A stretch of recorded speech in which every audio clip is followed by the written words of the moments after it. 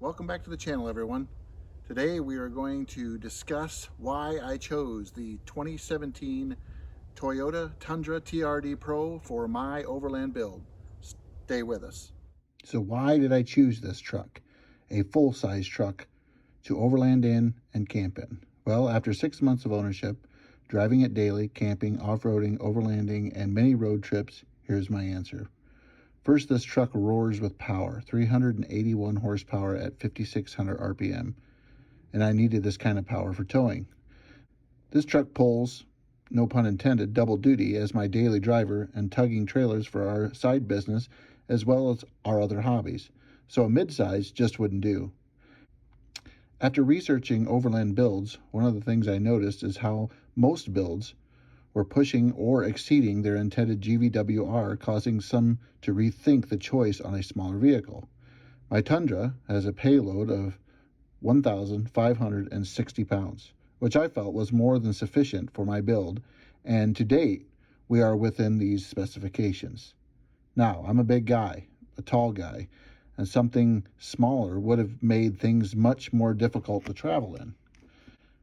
The region in which we live in definitely forces us to travel on paved roads for several hours before enjoying some dirt therapy, and this truck has an amazing amount of space to keep my family and I comfortable for those longer road trips.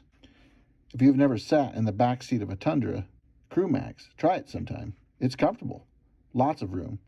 Plus, when my wife and I travel, just the two of us, the rear seat folds up, creating a huge area for gear, and trust me, we have zero problems using that space.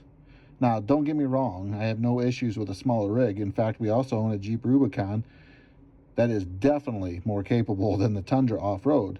But after some road trips in the Jeep, we all agree that the Tundra is king for comfort and drivability for long distance, at least in our arsenal of vehicles.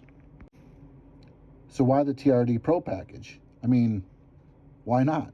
I bought this truck used, and while still pricey, I was able to cut a great deal. I will be honest, I was definitely drawn to this truck because of the aesthetic appeal. I mean, look at this thing. I don't like chrome, I don't need door trim, and the color choices for the Pro are just what I was looking for. I also love that it is mostly ready for off-road use. I mean, for the off-road style of driving that I plan on doing with this thing was going to work out great. I don't need a big lifted truck, own them, and I don't need a heavy-duty truck, own them also.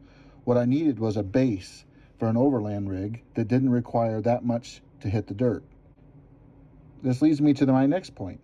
Why a Toyota? Well, after some research and talking with friends in the used car game, only a few vehicles hold their value better than others, and one is a Toyota. I have also heard about their incredible reliability. Now, don't get me wrong here, I do honestly believe that other manufacturers are reliable, but Toyota seems to rise to the top among car and truck enthusiasts. I have owned many other brands of trucks and cars and SUVs, but never a Toyota, so brand expansion was also a determining factor. With all this being said, what do I like and don't like after some seat time? Let's start with the likes. I personally like the styling of this truck. It's simple with very little frills on the exterior like trim and chrome. It offers lots of comfort with the interior with just the right amount of modern technologies such as Bluetooth and navigation with touchscreen. I like the roll down rear windows for many reasons, granting me access to my rooftop tent zipper cover being on the top of that list, and it reminded me of how much I have missed having a slider in my last couple trucks.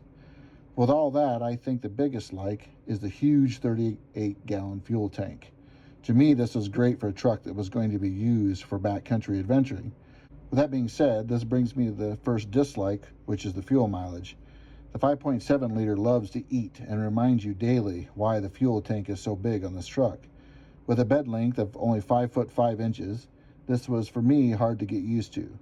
The Crew Max is great for seating, but does rob some from the bed, and I have found that the short bed has taken some getting used to. So what does this all mean in terms of this being my choice for my overland build?